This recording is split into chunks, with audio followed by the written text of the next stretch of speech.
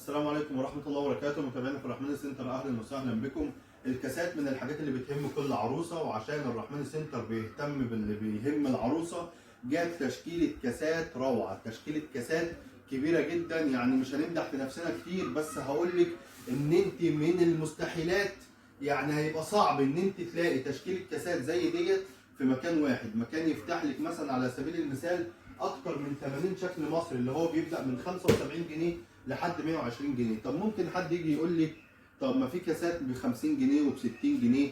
طب انا هقول لحضرتك ان الرحمن سنتر طبعا بيحب ان انت تاخد الحاجه تستخدمها، ما يحبش ان انت تاخد حاجه تركنها. عشان كده جاب لك كاسات عمليه، كاسات هتستخدميها، ممكن تحطيها في المطبقيه تستخدميها، اللون اللي فيها لا هيطلع ولا هيتغير، وكاسات كويسه ما فيهاش خطوره ولا فيها بوهيه ولا الحاجات الغريبه اللي بتشوفها في الكاسات ديت. وهقول لك لو انا جبت الكاس الرخيص دوت هجيبه لك ب 40 جنيه، وممكن 45، ممكن ب 35، لان اسعار الكاس ده ما بتبقاش عاليه. وعايز برضو الناس تحط في دماغها ان اسعار الكاسات مش عاليه زي ما هم متصورين. هو اي نعم في كاسات عاليه وفي كاسات قليله، والكاسات القليله كويسه والعاليه طبعا بتكون احسن. وطبعا الناس اللي بتجيب النيش وبتركنه فيعني نكون في الوسط برضو موجود. وعشان كده احنا هنبدا نتكلم ونقول لحضرتك ازاي تشتري الكاسات. هنقول لكم احنا بنعمل ايه مع اي عروسه بتخش لنا. اي عروسه بتخش لنا بنبدا نقول لها انت عايزه في انهي فئه. هنبدا معاكي من اول فئه اللي هي من اول 75 جنيه لحد 120 جنيه. بعد كده بنخش في الفئه الثانيه اللي هي من 155 جنيه لحد 300 جنيه. بعد كده نخش بقى في الفئه اللي هي الثالثه اللي هي من اول 400 جنيه او 300 جنيه، من فوق ال 300 يعني 320 350 420 لحد 745 جنيه. ده بالنسبه للكاسات، ودي 745 دي الكاسات الكريستال. طيب نبص كده مع بعض على لقطه سريعه كده. يعني نبص كده، نبدا بالكاسات المصري. تمام. على سبيل المثال حاجه زي كده، ده كاس مصري. طبعا بالنسبه ايه اللي بيطلع من الكاس وايه اللي ما بيطلعش، ده كان فيديو نزلناه، هتلاقوا ممكن الفيديو اللي قبل دوت على طول، ممكن تخش تتفرج عليه برضو. دي ما هتلاقي فيه معلومات كويسه ان انت تبقى عارف ايه الكاس اللي بيطلع وايه اللي ما بيطلعش. حاجه زي كده بيبقى عامل 80 جنيه. تمام. حاجه زي كده بيبقى عامل 100 جنيه. تمام. يعني هي اسعار بقى، هتلاقي اشكال، شايف كل اللي قدامك دي، كل اللي قدام حضرتك دي اشكال مختلفه. حاجه زي كده بيبقى ب 90 جنيه. طبعا عشان ما نطولش عليكم مش هنفتح طبعا كل حاجه. اتفرج لي كده بعد اذنك، لما نشوف حاجه زي كده تبقى ب 100 جنيه برضه اختلاف. طب احنا طبعا كنا اتكلمنا برضو في فيديو قبل كده عن الفرق ما بين الكاس المصري والتركي. تمام. وعرفنا ايه اللي بيميز الكاس التركي عن الكاس المصري، وبرضو يعني امتى تشتري الكاس المصري. نشوف حاجات الناس ممكن تقول انتوا بتاخدوا من الوش. يعني انا عايز مثلا لو حد يجي يقول لي خد الكاس اللي هفتحه كل دوت ب 95. تمام. اهو نفتح كده، لما نبص على كاس زي كده برضه حضرتك بتشتري هتلاحظي وانا بفتح لك جايب لك كاس قصير. يعني نلف كده، جايب كاس الرجل بتاعته قصيره والكاس طويل. جايب لك كاس الرجل بتاعته تمام طويله والكاس طويل. نبص كده ب 75 جنيه اهو، 75 جنيه طقم كاسات، 6 كاسات ب 75 جنيه. كاسات مش غاليه زي ما انتم متصورين، او مثلا الناس هم بيبيعوها غاليه فانتوا خدتوا في دماغكم ان هي غاليه. الرحمن سنتر طبعا بيعمل لكم عروض جامده جدا على الكاسات، وعروض مستمره دايما.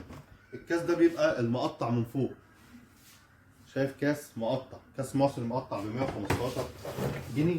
نبص مثلا كده اهو، بنطلع عشوائي عشان ما حدش يقول ايه انتوا بتطلعوا.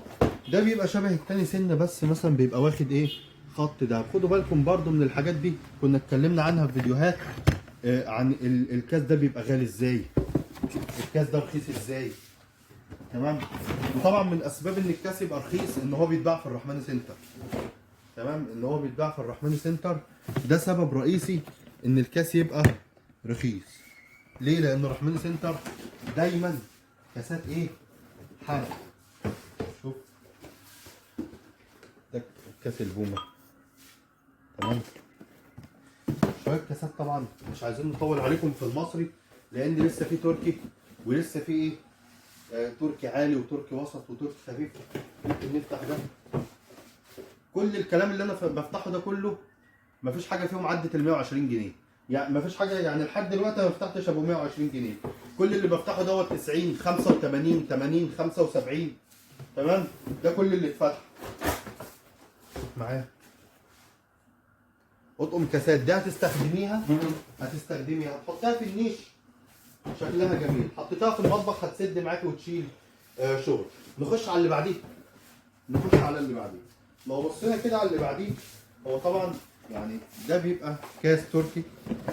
هتلاقي برضو في اشكال كده بتبقى شبه المصري. ده بيبقى كاس سعودي. طبعا احنا عارفين يعني الناس اللي عايزه تعرف الفرق ما بين الكاسات ممكن يخش يشوف الفيديو ده، هيستفاد منه كمان عشان ما حدش يضحك عليه. تعالوا نبص بصه كده على التركي اللي هو الوسط. لو بصينا كده هنا ادي ده حاجه تمام ب 155 جنيه. 155 جنيه. افتح لي ده كده. لا انت عارف ده بكام؟ ب 155 جنيه. يعني ده برضو كاس من الكاسات العظيمه يعني. تمام. كاس تركي مختوم. ب 155 جنيه. يعني دي الفئه الثانيه عشان خاطر برضو الناس يجي يقول لك لا انت بقى كلكم. لا احنا عندنا الكاسات كل اللي تتمناه وكل اللي تشتهيه دوت الكاس. وخدوا بالكم برضو شكل الكاس مختلف. يعني احنا لو بصينا طبعا بقى مش هقعد افتح بقى كاس تاني اهو. نفتح كده ونبص على شكل الكاس. يعني ممكن يبقى في تقارب في الرسم بس الكاس دوت يعني واسع من تحت. ده عامل زي تضليعه كده. ليه تضليعه؟ يعني كله حاجه. ده واخد دهب ده مش واخد دهب. حضرتك وانت بتجيبي ما تجيبيش كله مثلا بالشكل ده ولا تجيبي كله بالكاس دوت. انت بتختلفي او بايه؟ بتغيري او بتشكلي في الكاس نفسه. بتغيري وبتشكلي في الكاس نفسه. وطبعا مفيش برضه عروسه بتجيب كله تركي ولا عروسه بتجيب كله مصري ولا عروسه بتجيب كله كريستال. وكل واحد في الكاسات على قد مقدرته. ادي دوت برضه شغل ايه؟ يعني واخد شغل حفر تركي مختوم، واخد شغل حفر واخد شغل لاستر. تمام. ادي ده كده احنا ايه؟ شفنا شويه كاسات تركي. طبعا مش عايزين نطول فيها قوي برضه. يعني ادي ده حاجه برضه تركي اهي. تمام. مقطع، شغل مقطع. تمام. وشغل ايه؟ تركي وشغل الوان اللي هو اللاستر ده ما بيطلعش برضه للعلم عشان الناس اللي مش هتخش تتفرج على الفيديوهات. نخش ده حاجه يعني نجيب حاجه كده بال 280. يعني شايفين شغل مستوى عالي. بص بما اني بقى فتحت دوت فبالكويس ان انا افتح بعدين ده. شايفين ده بيبقى اللي تحت ده اول واحد ب 280. اللي فتح تاني واحد ده ب 195. واحد يجي يقول لي اصل ممكن الناس اصل كل الكلام ده ممكن يتغش فدوت يقول لك ده بلاتينيوم مغشوش. ده كويس. ده بيطلع ده ما يطلعش. تمام. وخدوا بالكم برضو وانتوا بتقولوا ادي دوت كله الحاجات اللي ايه؟ شايف الجمال؟ احنا بنتكلم في جمال. بنتكلم في شكل كاس. وبرضو التشكيلة الكاس نفسه. الكاس الواسع، الكاس الضيق، الكاس العريض، الكاس الرفيع، بحيث ايه نبقى راضينا كل الاذواق. طيب احنا كده خلصنا الفئه. طب ما خلصناش طبعا. ده في تشكيل كبير قوي. اللي هيجي طبعا هيزهق وهيتفرج لحد ما يزهق. وخدوا بالكم ان انا كده بقى لسه بتكلم في الكاسات. لسه ما جيتش بقى ناحيه الميه والشاي. لسه ما جيتش ناحيه الشربات اللي بادئ عندنا من كام يا استاذ احمد؟ من 155 جنيه. يعني مثلا حاجه على سبيل المثال بس شربات اللي هو بيبقى معاه الدورق. ادي حاجه زي كده. نفتح كده ونتفرج. ده عامل 190 جنيه. اللي اقل حاجه هتشوفيه بره هيقول لك 300 جنيه. اقل حاجه يعني. بنتكلم ده عامل 240 جنيه.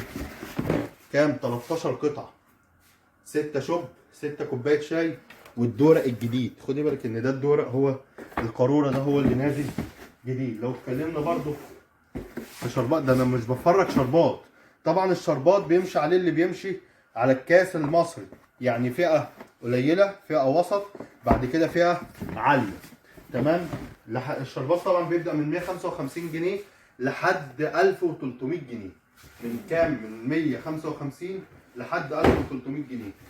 مش عايزين نطول عليكم برضو في موضوع الكاسات التركي. نخش بقى في الكاسات اللي ايه اعلى شويه. نخش في الكاسات اللي اعلى شويه. وخير ما نبدا به تلك الكاسات الكاس الكريستال الرائع. يعني مثلا شوفوا حضراتكم كده حاجه زي كده. انا عايز حضرتك تتخيلي معايا الكاس، تمام؟ ده سعره عامل 745 جنيه. شغل كريستال، يعني شغل كريستال، ويعني شغل وفي شغل. خدوا بالكم ان في منه الساده بيبقى ارخص شويه، تمام؟ بس شغل. انا يعني صراحه يعني زعلان وانا بقفله، لان المنظر، بس مش زعلان قوي لان برضه هفتح بعديه عظمه. يعني اتفرجي كده معايا على شغل. ده شغل كريستال، تمام؟ ده ب 700، الاول 745، ده عامل 710. لو بصينا مثلا كده بقى على الحاجات اللي هي 400 والكلام ده كله، اتفرجي كده معايا بقى على الشغل. مش عايزين نطول برضه عليكم فيه، تمام؟ ادي برضه نبص على حاجه زي كده. ده كريستال، شغل كريستال، ده ب 720 جنيه. خد اللي بعديه ده ب 450 جنيه. بتاع دي كده طولت، ننزله عشان خاطر ايه الناس تتفرج كويس. 450 جنيه. طبعا يعني ممكن حضرتك بتقعدي تلفي تلاقي المكان فيه طقمين، مكان فيه طقم، مكان فيه 10 تطقم، بس مفيش مكان جامع لك المصري والتركي الوسط والتركي العالي والتشيكي والكريستال، ان هو يجمع لك كل دوت. وبفضل الله عندنا كاسات من دي للسقف. يعني زي ما تحبي كاسات هتلاقي. لا يعني اما نشوف حاجه زي كده، حاجه عظيمه صراحه. حاجه مبهره. احنا مش هنقدر نتكلم عن الكلام ده كله. احنا العقل ما يقدرش يستحمل الكلام ده كله. بص، انا عايز حضرتك مثلا لو بصيتي اصلا من الناحيه دي، ممكن الكاميرا تجيب اللي وراه. شغل تركي. يعني انا شايف كده، اما ببص كده شايف الموبايل من ورايا. ممكن تشوفي تفاصيل، يعني من صفاء الكاس وصفاء الازاز بتشوفي عظمه. صفاء الكاس وصفاء الازاز بتشوفي عظمه. شوفي حضرتك الكاس، شغل عالي. شغل طبعا ايه، متكلف، مش اي حاجه. شغل متكلف مش اي حاجه. انا حاسس ان الكاس ده ب 385، حاسس انه عظيم يعني. وطبعا كل الكاسات عظيمه عندنا ما شاء الله. نفتح كده هو. يعني انا بقى عايز حضرتك كده تتخيلي معايا طقم 3 الوان. الكاس من الكاسات الواسعه، بس بقى مش كاس عادي. انا عايز حضرتك تشوفي كده التقطيعه دي. يعني هو الكاس مقطع، وهو التقطيعات نفسها مقطعه. يعني قاريه معايا الموضوع. الكاس مقطع والتقطيعات نفسها مقطعه. يعني شغل ما شاء الله، شغل جديد. يعني مثلا حضرتك لما تشوفي حاجه زي كده، يعني اللي هيجيلك هيقول لك انت جايبه الحاجات دي منين؟ هتقولوا له من الرحمن، وهتقول له من الرحمن عشان انت بتحبي له الخير. عايز برضو حاجه بالنسبه يعني عشان ما حدش برضو يغشكم. لو بصينا مثلا على طقم زي كده، تمام؟ ده طقم ميه وشاي. ونبص على طقم زي كده ميه وشاي. طبعا احنا كنا اتكلمنا في فيديو على الاصل والتقليد. بنبص كده حضراتكم، طقم ميه وشاي 6 و6 6 و6 دوت، نفس الرصه نفس كل حاجه، تمام؟ بس الفكره ان ده تركي وده مصري او سعودي.